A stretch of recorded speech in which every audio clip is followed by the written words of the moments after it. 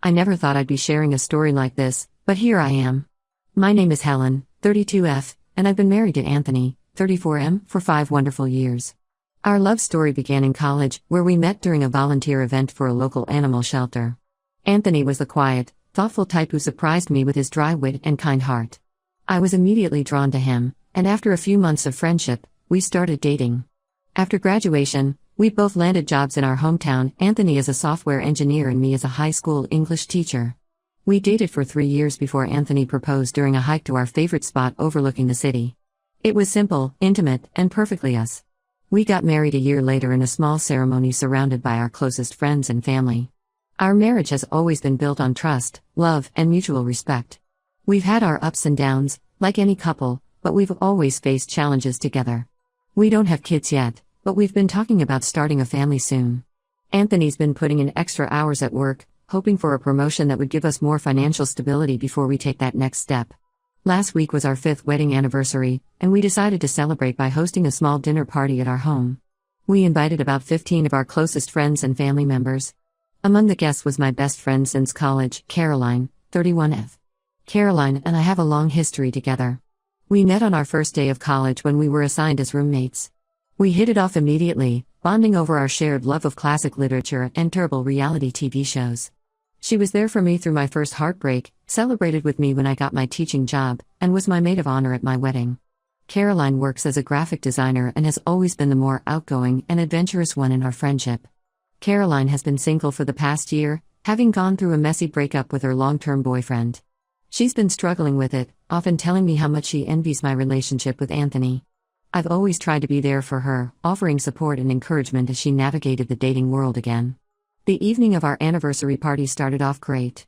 Anthony was manning the grill in the backyard, showing off the skills he'd been honing over the past few summers. I was mingling with our guests, making sure everyone had drinks and was enjoying themselves. Caroline arrived fashionably late, as usual. She hugged me tightly and whispered congratulations in my ear before moving on to chat with other guests. About an hour into the party, I noticed that Caroline was spending a lot of time near Anthony at the grill. At first, I didn't think much of it. They've always gotten along well, often discussing books or debating current events. I figured they were just catching up. As the night progressed, however, I started to feel uneasy. Caroline seemed to be following Anthony around, laughing a little too loudly at his jokes, and finding excuses to touch his arm or shoulder. I tried to brush it off, telling myself I was just being paranoid. But then I overheard Caroline asking Anthony if he wanted to catch up properly somewhere quieter.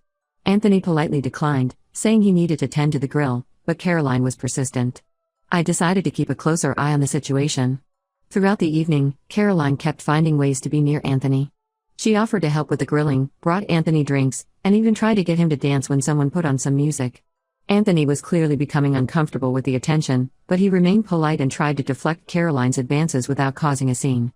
At one point, I saw Caroline cornering Anthony near the bathroom. She was standing way too close, and Anthony looked visibly uncomfortable. I decided to intervene and asked Anthony to help me in the kitchen. As we walked away, I could see the relief on his face. The party finally wound down, and our guests started to leave. Caroline was among the last to go. As she was saying goodbye, she gave Anthony a lingering hug that lasted way too long. I could see Anthony tensing up, trying to end the hug, but Caroline held on. When they finally separated, Caroline winked at Anthony and said, "We should hang out more often, just the two of us." After everyone left, Anthony and I sat down to talk about what had happened. He admitted that he had felt uncomfortable with Caroline's behavior all night but didn't want to cause a scene or upset me by saying anything. We both agreed that Caroline's actions were inappropriate and crossed a line. Now, I'm left feeling hurt, confused, and angry. Caroline is my best friend, and I've known her for years. I never would have expected this kind of behavior from her. Anthony and I are on the same page about the situation, but we're unsure how to proceed. I'm also worried about how this will affect my friendship with Caroline. We've been through so much together, and I don't want to lose her over this. But at the same time, I can't ignore what happened. Caroline's behavior was disrespectful to both Anthony and me, and it put a damper on what should have been a special celebration of our marriage. I keep replaying the events of that night in my head, wondering if I missed any signs before. Caroline has always been friendly with Anthony, but never to this extent. Is it possible that she's been harboring feelings for Anthony all this time? The thought makes me feel sick. Anthony has been incredibly supportive throughout all of this. He's assured me that he has no interest in Caroline and that he's committed to our marriage. I trust Anthony completely, but I'm still struggling with feelings of insecurity and anger. I'm also concerned about how this might affect our friend group. We all hang out together regularly, often having game nights or weekend barbecues. Now I'm dreading the next time we'll all be in the same room. How am I supposed to act around Caroline? How will Anthony feel?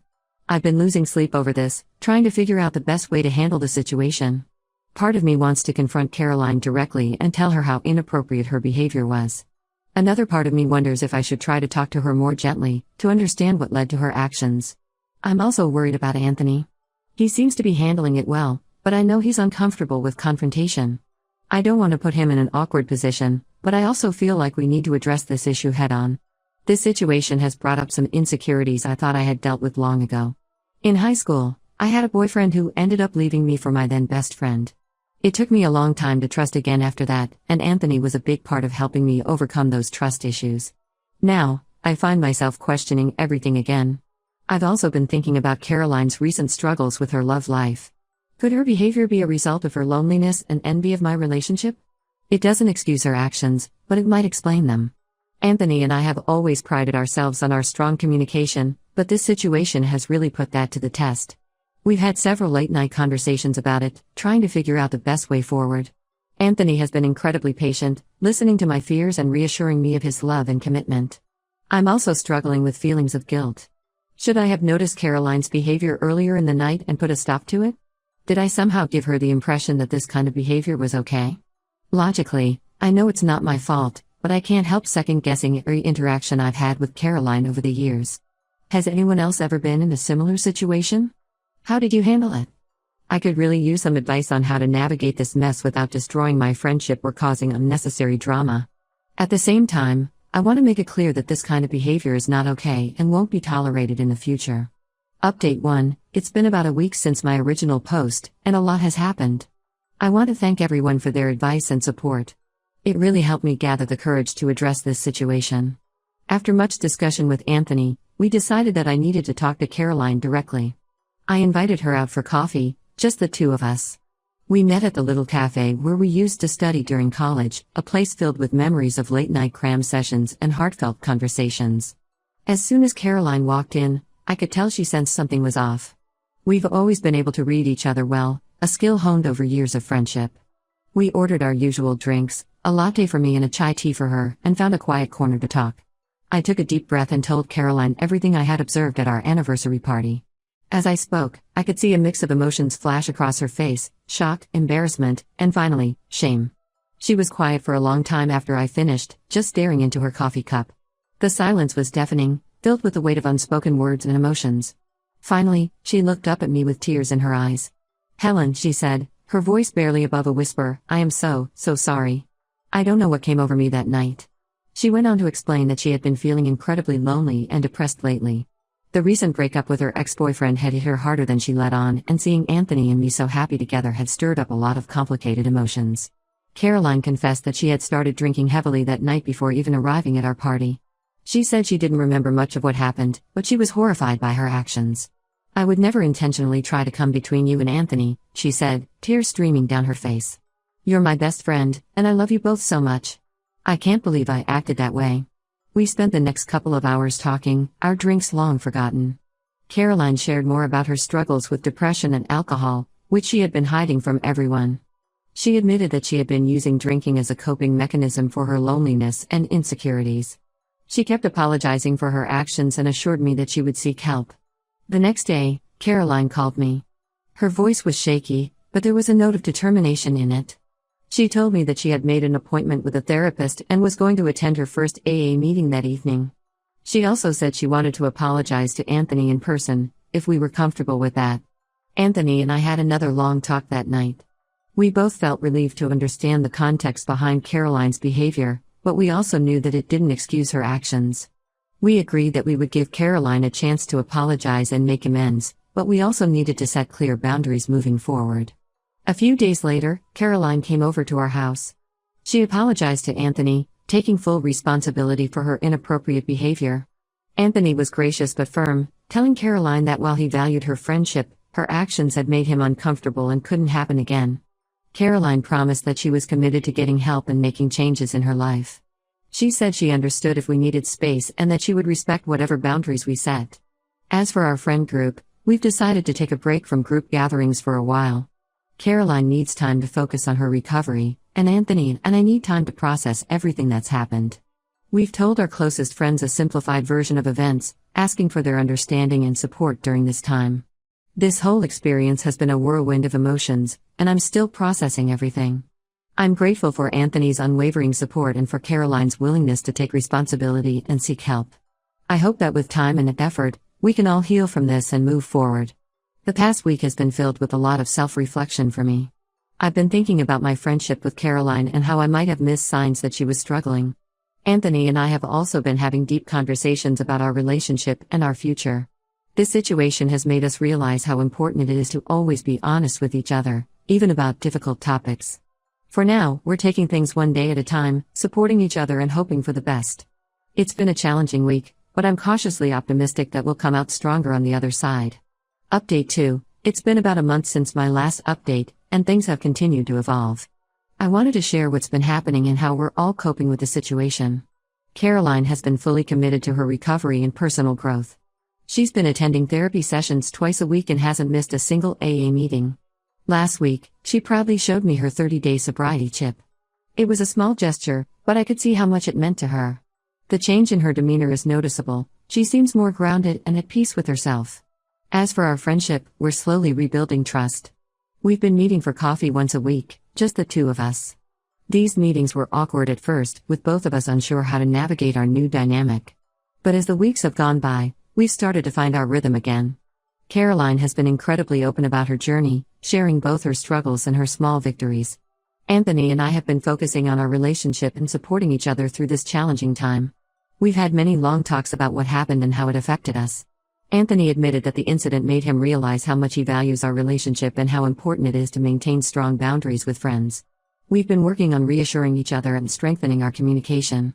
One unexpected outcome of this whole mess is that it's prompted us to have some serious discussions about our future. We've decided to start trying for a baby. It feels like the right time, and we both agree that this experience has only made our bond stronger. Our friend group has been supportive, although it's been a bit awkward. We finally had a small gathering last weekend, including Caroline. Everyone was walking on eggshells at first, not sure how to address the elephant in the room. But Caroline, to her credit, addressed it head-on. She apologized to the group for her behavior and shared that she's been working on herself.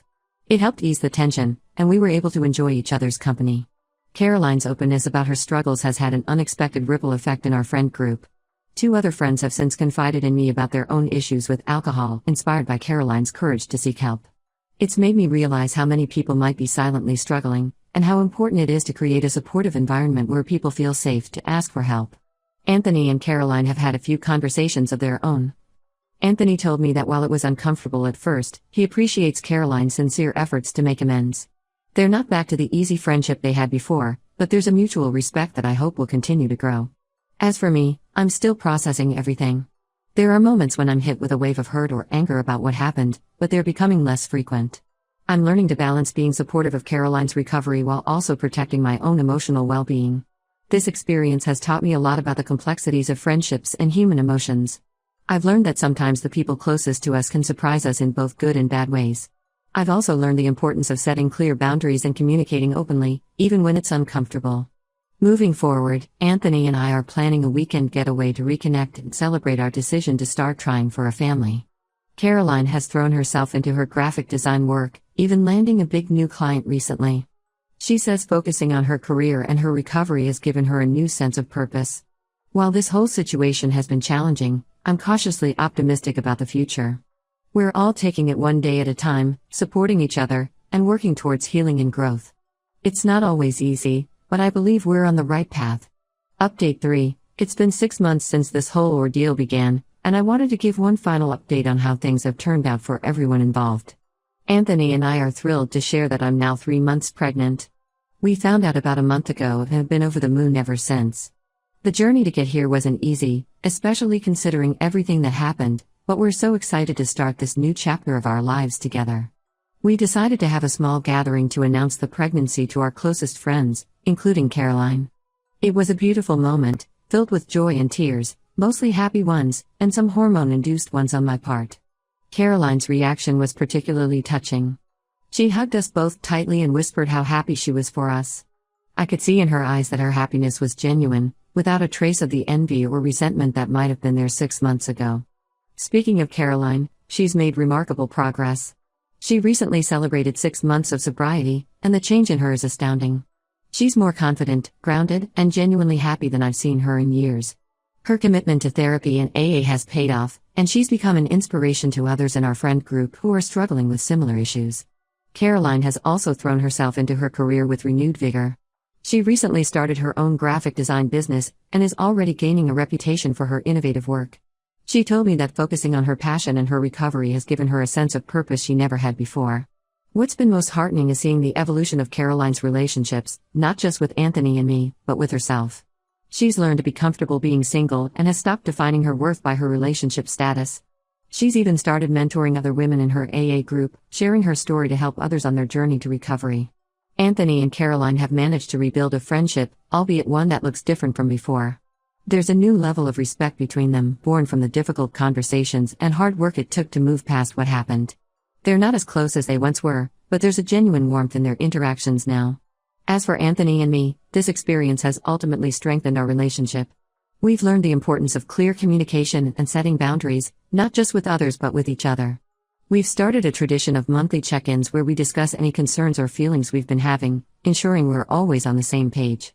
Our friend group has largely returned to normal, though there's definitely been a shift in dynamics. We're all more open with each other now, more willing to discuss difficult topics and support each other through challenges. In a way, this experience has brought us all closer together. Looking back, I'm amazed at how much has changed in just 6 months. While I wouldn't wish this experience on anyone, I can see now how it's led to growth and positive changes for all of us. It's taught us the importance of honesty, both with ourselves and with others. It's shown us the strength of true friendships and the resilience of the human spirit. As we move forward, I'm filled with hope for the future. For Anthony and me as we prepare to become parents, for Caroline as she continues her journey of self-discovery and growth, and for our friendships which have weathered this storm and come out stronger.